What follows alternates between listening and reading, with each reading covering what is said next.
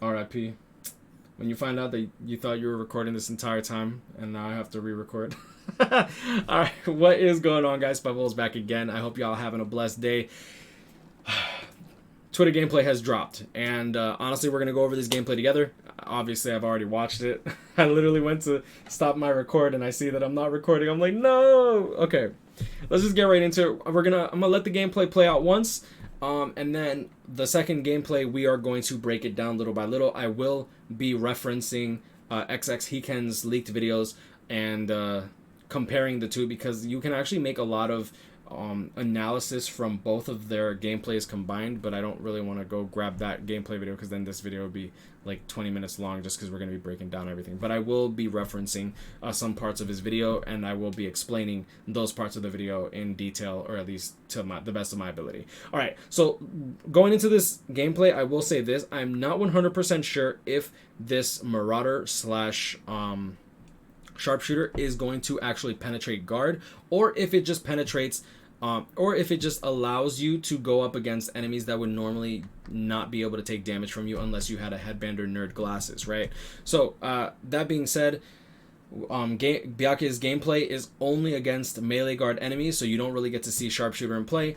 And just like this, and the same thing with Ichigo, you don't get to see any melee guard in play either, because all the enemies are ranged guard enemies, unfortunately. So that's one thing to note, and let's just get right into it. I'm hyped, and I will say this: I'm actually really happy with like the duality of Byakuya and Ichigo here. Like, Byakuya strikes downwards, Ichigo strikes upwards in their ultimate. They have like a completely different kit. Like, everything about them is completely different, which is really kind of interesting. Like, the only thing that's the same with them is their ultimate, and that's just that they just deal massive dick. So his third strong attack, which you don't really get to see here, is a 10-hit vortex which compresses into an explosion. That explosion hits incredibly hard and actually is beyond full screen due to his Havoc 20%. Now, right, I have to go over these characters' stats and skills real quick. So, Byakuya, I believe he has 819 spiritual pressure along with 1100 stamina. He has a berserker of 40% along with a Havoc 20%. He does have bombardment, which means he's going to be insane for guild quest. He's going to be insane for extreme co-op, and honestly, since he has that sharpshooter, it means that you can actually bring him into extreme co-op without having to worry about bringing a ranged character or a melee character. You can literally just bring him and like another Byakuya, and your team is pretty much good to go. Is like literally just bring along a friend if you want. And it's the same thing will go for Ichigo. I think that's actually really, really cool, and I think that these characters are definitely must-have characters, and I don't think they're must summon on, but I do think that they're must have, and I'm really hoping that people pull these characters from premium tickets, Brave Soul tickets, 5-star tickets, 6-star tickets. You already know the work. Alright, so now we're going to break down the character a little bit more. We're going to go over the global gameplay now. We just saw the JP gameplay, and you'll see that they're going up against different enemies this time around. So, third strong attack actually pulls in inward, just like I said, that vortex which actually pulls in and then explodes. It's actually really good, and it's really strong. And the one thing that I really like about it is it's fast. I was actually really concerned when I saw vortex that this would actually take quite a while.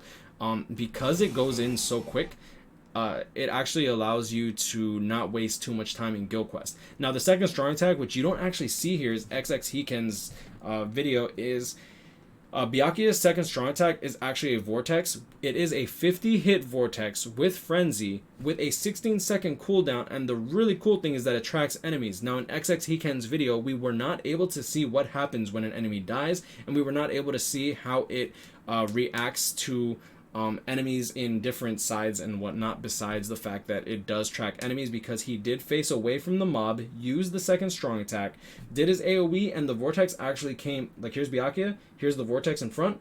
The vortex actually went behind Byakuya to track the enemy. So that's really cool, because that means that it actually senses where the enemies are, just like you know, every now and then you wonder where the enemy is, and you have a little arrow indicating where the enemy is in Guild Quest. That pretty much is used for this vortex. It's definitely interesting to know. So, second strong attack is that vortex, and you'll see that after it kills the enemies, it continues to track. That's actually insane. 50-hit vortex. Now, this is a link-slotted Byakuya, but he does not have any links equipped by what I can tell, just because his cooldown is the same. Now, his first strong attack is nothing special. It is the pushback range collision attack that I don't personally like, but it is what it is. And he also has the range collision normal attack damage strain. He's really good. He has hollow and no, he has a, what does he have? He has a hollow. Is it hollow and Soul Reaper Killer? Yeah. So he has Hollow and Soul Reaper Killer, which is actually incredibly important because Soul Reapers are the majority of the game. That includes the main bosses and stuff like that as well. So yeah, that's one thing to know. Now going into Ichigo, he has 823 Spiritual Pressure, Berserker 60%, Havoc 20%. He also has, I think it's like 1096 stamina. I forget his stamina. I don't really care about that, but I care about that spiritual pressure, boy. You feel that? Anyways, he does have Marauder, which means he penetrates melee guard enemies, as well as the fact that he does have weaken on all of his attacks, a devastation of 40%, which obviously causes him to deal more damage with the weakening on his ultimate, and he does have Sprinter +2. This character is, in my opinion, incredibly nutty. I don't believe he has any status resistances, like ailment resistances. Let me actually pull it up to be 100% sure that I don't forget anything. Yeah, 823 spiritual pressure, 646 attack, which is nice. Debilitator plus 5 seconds. How do I always forget Debilitator, because like I feel like that's like standardly put on characters. Alright, and he does have a Berserker, he does have a Bruiser of 20%. So, Bruiser 20%, Berserker 60% with Frenzy, unheard of when you have status ailments. Like, Berserker 60% is insane, right? And then on top of that, with the Sprinter +2, you'll be able to go fast. Now, one thing to note is, I'll pause it again just after the ultimate, just so we can go over the strong attacks. I love that it's just so simple. Like, there's no some crazy massive explosion on the screen. There's nothing like splashing everywhere. It's just Ichigo, just full force, thwack, just quick slice. That's it. That's all Ichigo needs, bro. That's it. Alright. Now, going into the actual gameplay, you'll notice that he has 1100 stamina as well. Power unit, strong attack, recharge link, as well as a strong attack recharge, right? So his third strong attack is actually a charged third strong attack, and it does, with Havoc 20%, have a 1080 radius reach, which is really strong. For those that have Heart Rukia, Desert Society Rukia, you know exactly how he's gonna play, except he's gonna have more range because Rukia actually doesn't have Havoc 20% by what I'm aware of. I know that Rukia is good, but I don't, you know what, let me actually make 100% sure I'm not talking on my ass. I don't feel like she has Havoc 20%, but I might just be wrong. Yeah, okay, she does not have Havoc 20%, so that's definitely very important to note. So if you like playing with that Desert Society Rukia, you're actually going to love this Ichigo. So, without the charge, he has a 900 radius on this attack, which, as you can see here, was able to hit this enemy behind him. So that's definitely kind of important to note. A lot of people think that just because it's not a just because it's a charge skill, it doesn't have any range. 900 radius isn't bad. And then on top of that, with the charge, it's 1080, so it's beyond full screen, and it's in front of you. It means you don't have to put yourself in danger or risk taking damage and messing up your combo. His first strong attack is a standard lunge, and the second strong attack is the 800 radius. Same thing with Spirit Society Byakuya, Ken for Your Own World Shinji.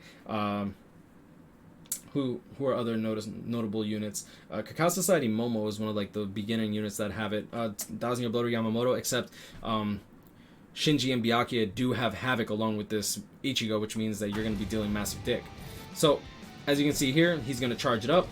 And one thing that I do like about this character is he has like a little moon that goes over his head at the end of it. Oh, I guess it's only if you face a certain way. Interesting. First strong attack is the standard lunge. One thing to note is he does have White's sword, which is kind of cool, as well as the wings of Ginjo. Except just, I don't know if it's a different color. I feel like Ginjo's a different color. Oh, this Ichigo looks so good. That's interesting. 1 second. So, he does have the red eyes here instead of the normal Ichigo eyes. Interesting. I don't know if this is like a reflection of his surroundings because it is red, but that's definitely one thing to note. And his armor, he looks so good. I'm sorry. Alright, so we're going to break this down a little bit more. So they're going to charge up that third strong attack. That AoE looks so good, man. And then the lunge, you'll see that it actually comes into slides.